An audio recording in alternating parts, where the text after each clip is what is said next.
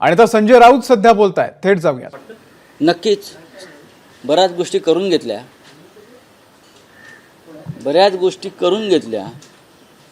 बेकायदेशीर पोलीस महासंचालक सरकार बेकायदेशीर आहे. त्याच्यामुळे अनेक नेमणुकासुद्धा त्यांनी बेकायदेशीर पद्धतीनं करून घेतल्या. ज्या अधिकाऱ्यावर गुन्हे दाखल आहेत, जो अधिकारी निलंबित आहे, ज्या अधिकाऱ्याने विरोधकांचे फोन टॅप केले, बेकायदेशीरपणे ऐकले, जो अधिकारी तुरुंगात जाण्याच्या तयारीमध्ये होता, सरकार बदलताच त्या अधिकाऱ्यावरचे गुन्हे काढून त्यांना थेट राज्याच्या पोलीस महासंचालक पदाची बक्षीस देण्यात आली आणि त्यांच्याकडून अनेक गैरकृत्य राजकीय करून घेतली. म्हणजे अशी व्यक्ती भारतीय जनता पक्षाच्या किती जवळची असावी. आणि अशा व्यक्तीच्या हातात महाराष्ट्रासारख्या राज्याच्या निवडणुकांची सूत्र असू नयेत, हे आम्ही वारंवार सांगत होतो. अखेर पापाचा घडा भरला आणि निवडणूक आयोगालाच लाज वाटली असावी की हे जर फार काळ प्रकरण टिकवलं तर निवडणूक आयोगाची उरली सुरली अब्रूसुद्धा धुळीस मिळेल. आणि म्हणून अखेर देवेंद्र फडणवीस यांच्या लाडक्या ताई त्यांना राज्याच्या पोलीस महासंचालक पदावरून हटवण्यात आलं. महाराष्ट्रासारख्या राज्याचं पोलीस महासंचालक पद हे अत्यंत प्रतिष्ठेचं आहे. महाराष्ट्र हे मोठं राज्य आहे आणि त्या पदावर कोणाला बसवावं हे जर भान गृहमंत्र्यांना नसेल तर ते गृहमंत्र्यांना प्रशासन कळत नाही, राज्यव्यवस्था कळत नाही आणि नैतिकता कळत नाही. आम्ही निवडणूक आयोगाचे आभारी आहोत. उशीर का होईना त्यांनी शहाणपणाचा निर्णय घेतला. पण फक्त आता आम्हाला चिंता एवढीच आहे, जसं आपण म्हणतो पंत गेले आणि राव चढले.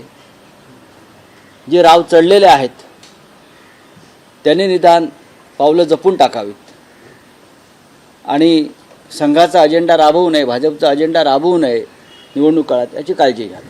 राऊत साहेब, भाजपचे नेते असा आरोप करतात की हरियाणाचा निकाल लागतो तेव्हा निवडणूक आयोगावर महाविकास आघाडी आणि इंडियाचे नेते टीका करतात आणि जेव्हा त्यांच्या बाजूने निकाल लागतो किंवा निर्णय होतो तेव्हा ते निवडणूक आयोगाचं कौतुक करतात. बघा, काही गोष्टी निवडणूक आयोगाला कराव्याच लागतात आपण तटस्थ आहोत वगैरे दाखवण्यासाठी. झारखंडच्या पोलीस महासंचालकांची बदली होते तात्काळ तिकडल्या विरोधी पक्षानं तक्रार केल्यावर. कारण झारखंडमध्ये भाजपा सत्तेवर नाही, झारखंडमध्ये BJP सत्तेवर नाही, हेमंत सोरेन यांची सत्ता आहे, काँग्रेसची सत्ता आहे. तिथे विरोधी पक्षामध्ये भारतीय जनता पक्ष आहे. तिकडे तक्रार केल्यावर 24 तासामध्ये तिकडल्या पोलीस महासंचालक बदलला जातो. आणि गेले 4 महिने आम्ही तक्रार करतो आहोत रश्मी शुक्लांची, त्यांच्यावर कारवाई होत नाही. याच्याकडे याविषयी काही भाष्य अतिशहाण्या भारतीय जनता पक्षाच्या लोकांकडे आहे का? नाही, पण आता फेअर अँड फ्री इलेक्शन्स या वातावरणात होतील अशी महाविकास आघाडीला खात्री वाटते का? अजून पूर्ण खात्री वाटत नाही.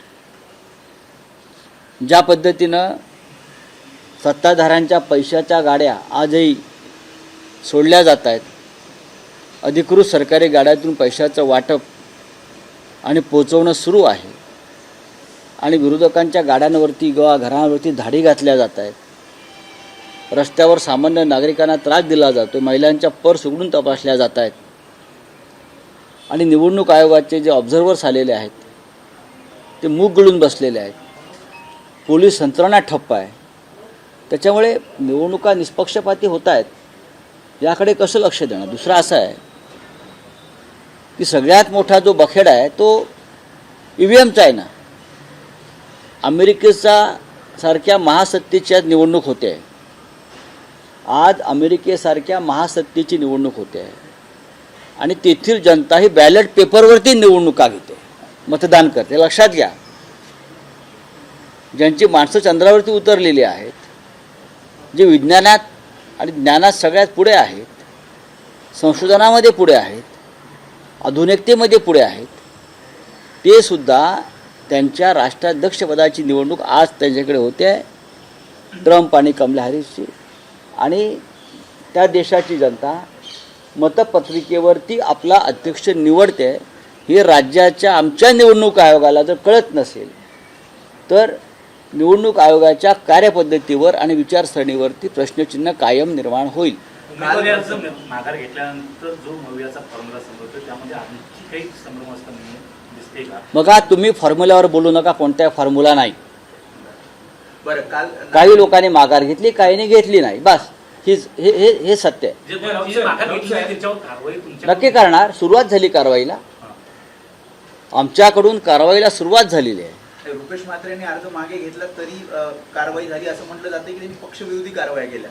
नक्कीच त्यांनी मागे घेतली, पण मागे घेण्याआधी त्यांनी जी वक्तव्य केली, त्यांनी जी भाषणं केली, ती भाषणं कोणत्याही पक्षसृष्टीत बसत नाहीत. अनेकांना, माझ्या बाजूला गौतम चाबुकस्वार आहेत, आमदार आहेत, ते होते. पिंपरी चिंचवड भागातले आमचे महत्त्वाचे नेते आहेत. पिंपरीतून निवडणूक लढावी अशी त्यांची इच्छा होती. आम्ही प्रयत्न केले, आम्हाला जागा सुटली नाही. आज ते माझ्या बाजूला उभे आहेत आणि महाविकास आघाडीचं काम आम्ही जोमाने करू असं सांगण्यासाठी इथे आलेले आहेत. याला मी पक्षशिस्त मानतो. त्यांची इच्छा होती, त्यांचा हक्क होता, ते निवडून येणार होते. राऊतसाहेब, राज ठाकरे काल भाषणात असं म्हणाले, शिवसेना हा ना शिंदेची प्रॉपर्टी आहे ना उद्धव ठाकरेंची प्रॉपर्टी आहे. धनुष्यबाण आणि शिवसेना ही बाळासाहेबांचीच प्रॉपर्टी आहे. तसंच राष्ट्रवादी काँग्रेस हे शरद पवारांचंच अपत्य मग आहे. आम्ही काय म्हणत होतो इतके दिवस? आम्ही काय वेगळं सांगत होतो का? बाळासाहेब ठाकरेंचीच प्रॉपर्टी आहे ती, किंवा शरद पवार साहेबांचीच प्रॉपर्टी आहे. शरद पवार साहेबांच्या हयातीत ती अजित पवारला देणारा निवडणूक आयोग कोण? आणि हिंदुहृदय सम्राट बाळासाहेब ठाकरेंची जी प्रॉपर्टी आहे, जनता, शिवसेना, शिवसैनिक, धनुष्यबाण, ती एकनाथ शिंदेच्या घशात घालणारे मोदी शहा कोण? हाच तर आमचा सवाल. आणि त्याच मोदी शहाची तळी आज आमचे राज ठाकरे उचलत आहेत. मुळात त्यांचा हल्ला मोदी शहांवर पाहिजे. त्यांनी गॅलरीत बघून बोलू नये. त्यांनी सभागृहात काय चालले ते पाहावं, मुख्य मैदानात. हे बाळासाहेब ठाकरेंची प्रॉपर्टी गुजरातच्या 2 व्यापाऱ्यांनी एकनाथ शिंदेला परस्पर दिली. आणि जसं मुंबई पोर्तुगीजांनी ब्रिटिशांना दिली आहेर म्हणून, बरोबर ना, त्या काळात 16व्या शतकात, त्या पद्धतीनं मोदी आणि शहांनी, या 2 व्यापाऱ्यांनी, बाळासाहेब ठाकरेंची शिवसेना ही आहेर म्हणून, ती काय त्यांच्या घरात निर्माण झाली होती का शिवसेना मोदी शहांच्या? ती शिंद्यांना दिली. राज ठाकरेंनी ह्याच्यावर बोलायला पाहिजे. बाळासाहेब ठाकरेंची ती प्रॉपर्टी आहे सांगण्याची गरज नाही. त्यासाठी राज ठाकरेंच्या प्रमाणपत्राची गरज नाही. शिवसेना कोणाची, राज ठाकरे कोणाची, या राज्याच्या देशाच्या जनतेला माहिती आहे.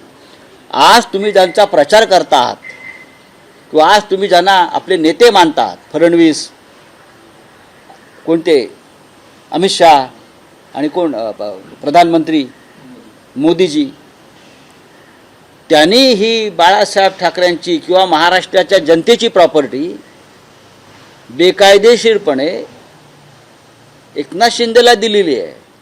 त्या भारतीय जनता पक्षाचा मुख्यमंत्री आपण महाराष्ट्रात करायला निघालेला, यासारखं पाप नाही. आणि बाळासाहेब ठाकरे राज ठाकरेंना माफ करणार नाही. पण राऊतसाहेब ते असं म्हणतायत, राऊतसाहेब ते असं म्हणतायत, ना शिंदेची प्रॉपर्टी आहे ना उद्धव ठाकरेंची प्रॉपर्टी आहे. त्यांना काय आम्ही ट्रायब्युनल नेमलं आहे का की तुम्ही निर्णय घ्या म्हणून?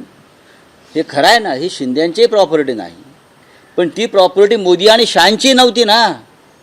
ज्या मोदी शहांचे तुम्ही आज पालख्या वाहताय, ही प्रॉपर्टी बाळासाहेब ठाकरेंची आहे. बाळासाहेब ठाकरेंनी ती उद्धव ठाकरेंकडे सुपूर्द केली. म्हणजे महाराष्ट्राची ही सगळी यंत्रणा. शरद पवार हयात असतानाच ती प्रॉपर्टी मोदी शहानी अजित पवारांना दिली. ही काय मोदी शहांची प्रॉपर्टी नव्हती ना. राज ठाकरे मूळ मुद्दा सोडून बोलत आहेत. नाही, राज ठाकरे आणखी असंही म्हणाले, ते काय बोलतात त्याच्यावर महाराष्ट्र चालत नाही. शिंदे ते मुद्दा सोडून बोलत आहेत. आणि त्यांचा मुद्दा काय आहे? तो मुद्दा इतकाच आहे की महाराष्ट्रामध्ये त्यांना भाजपचा मुख्यमंत्री करायचा आहे, जो महाराष्ट्राचा शत्रू आहे. नाही, पण पण भाजप अजित सोबत जात आहेत पवारांची- आणि शिंदेंना थोडंसं बाजूला करून, म्हणजे माहीममध्ये जे घडलं त्याच्यानंतर शिंदेला बाजूला करत भाजप सोबत जाण्याची रणनीती राज ठाकरेंची दिसते.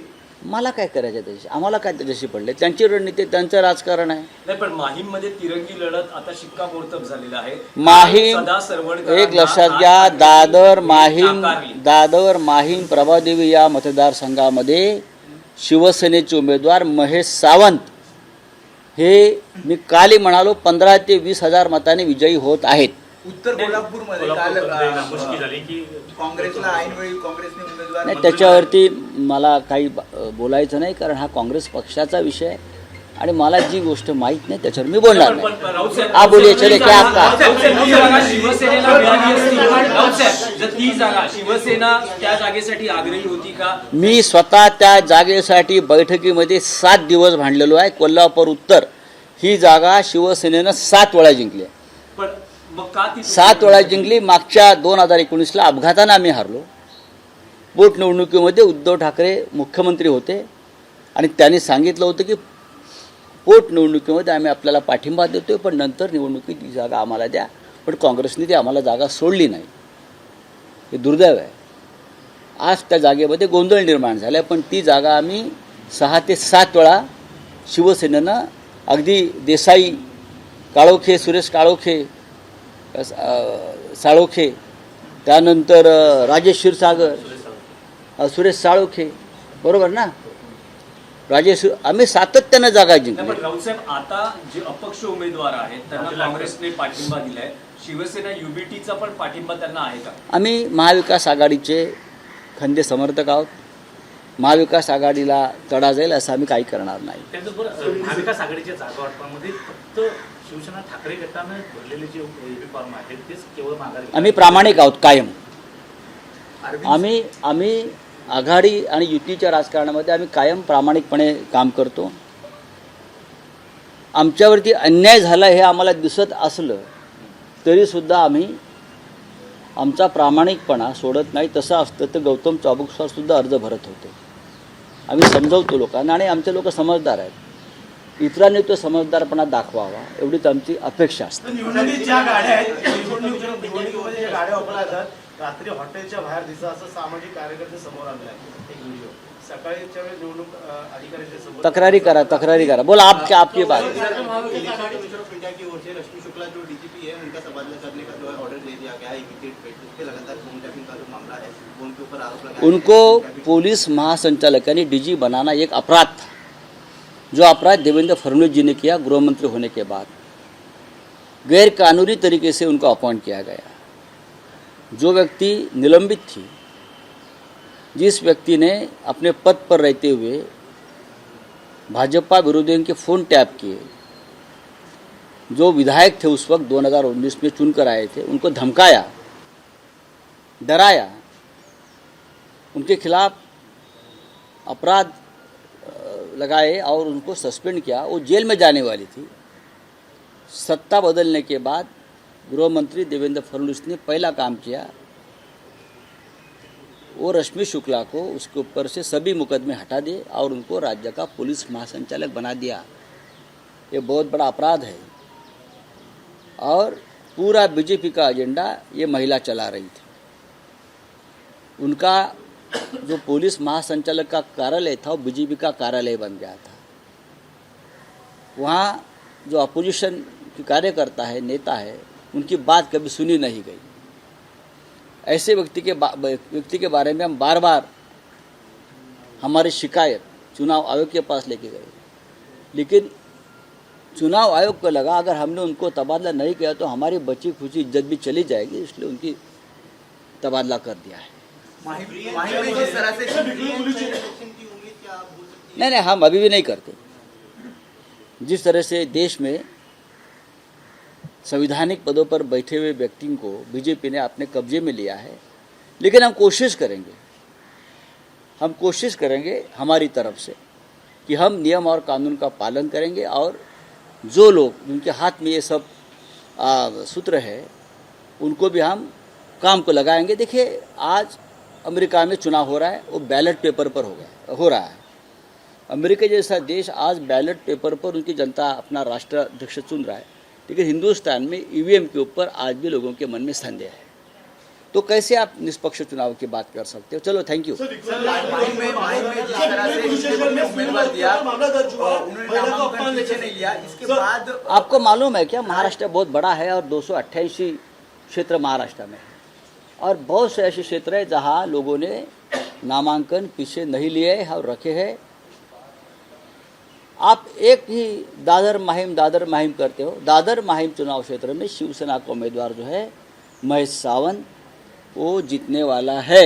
शिंदे गुट और राज ठाकरे के बीच में दूरियां बढ़ गई और भाजपा तो क्या करेंगे? दूरिया बढ़ी तो क्या करेंगे हम? वो उनका पर्सनल मामला है, घर का मामला है, राहुल साहब हिंदी बेटे का मामला है। राहुल साहब हिंदी में जानना चाहेंगे कि राज ठाकरे ने कल अपने भाषण में कहा शिवसेना और धनुष्यबाण ये किसी की निजी प्रॉपर्टी, खासकर शिंदे और उद्धव ठाकरे की प्रॉपर्टी नहीं, तो ये बाला साहब की है। हाँ, तो ठीक है ना, NC उसमें नई बात प्रॉपर्टी क्या कही है राज ठाकरे जी ने? हम बार बार यही बोलते रहे ना, शिंदे की प्रॉपर्टी नहीं है, ये अमित शाह जी और नरेंद्र मोदी जी की प्रॉपर्टी नहीं थी। तो बाला साहब प्रॉपर्टी उठाकर शिंदे को दे दी, शरद पवार साहब की प्रॉपर्टी अपने आप रेवड़ी बांट दी, जैसे वो अजित पवार को दे दी। उनको क्या अधिकार है? हमको मालूम है ना, ये प्रॉपर्टी बाला साहब ठाकरे जी की है, ये प्रॉपर्टी शरद पवार साहब की है, और विरासत में ये उद्धव ठाकरे जी के पास खुद बाला साहब ने दी है। राज ठाकरे ने अगर बात करनी है तो मोदी शाह के इस रवैये के ऊपर बात करनी चाहिए कि आप ये कैसे कर सकते हो।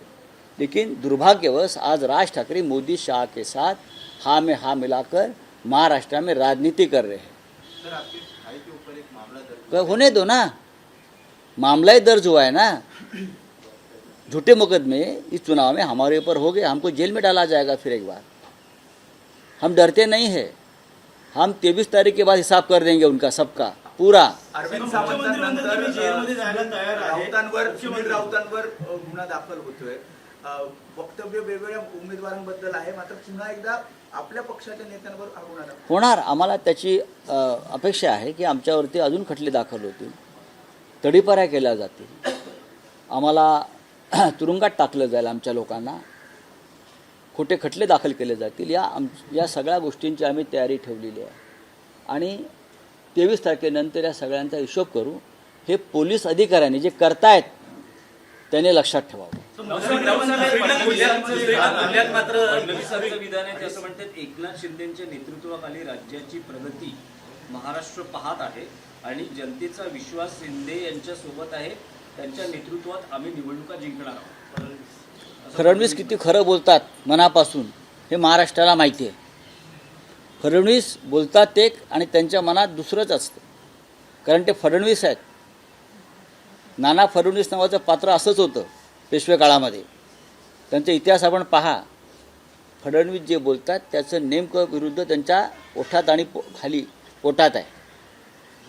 बाहेर शब्द आलेले आहेत ना ते खोटे आहेत।